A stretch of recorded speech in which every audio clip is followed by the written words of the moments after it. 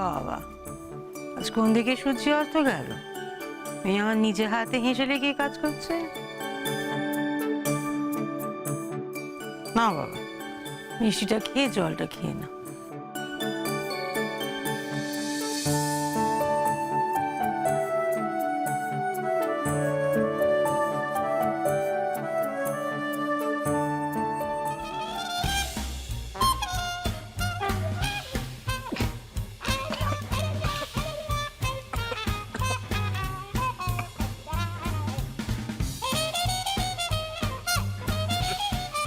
বিষম খেলেন তো, শিগগির জলটা খান। কি যে করেন না, তো তাড়াহুড়ো করার কি আছে? মিষ্টিটা গলায় আটকে গেলে কি হতো বলুন তো?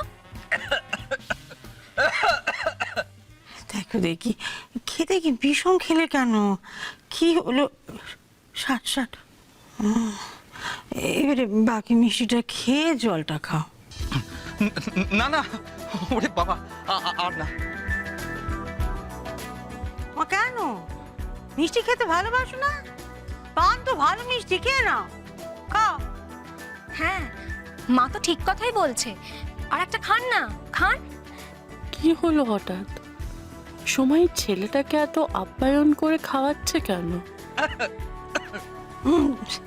থাক, তুই তো কাশতে কাশতে অসুস্থ হয়ে পড়বে বাবা। তোমার আর মিষ্টি খেয়ে কাজ নেই, তাহলে আবার যেতে পারবে না। মা, ওনার শরীর খারাপ হয়ে গেলে এত রাতে উনি যাবেন কি করে? একজন অসুস্থ মানুষকে আমরা কি এত রাতে বের করে দিতে পারি? ঠিক আছে, তোমাকে এর মধ্যে কথা কইতে হবে না, আমি আছি তো। আমার না মনে হচ্ছে সোমা পলাশের প্রেমে পড়ে গেছে।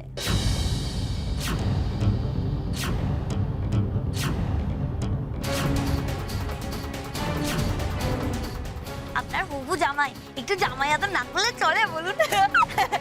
মেজ বৌমা, ওর মাথাটা কি যাচ্ছে? কখন কি বলতে হয় সেই বধূ কি লোক পাচ্ছে নাকি? তুমি ওপরে যাও। আমার অসুস্থ ছেলেকে বাড়িতে ফিরিয়ে দিয়ে উপকার করেছো বাবা। আমার বৌমারা তোমাকে চা করে দেবে, খেয়ে যেখানে যাওয়ার চেয়েও। আমার বাড়িতে তোমায় রাখতে পারবো না জানলে।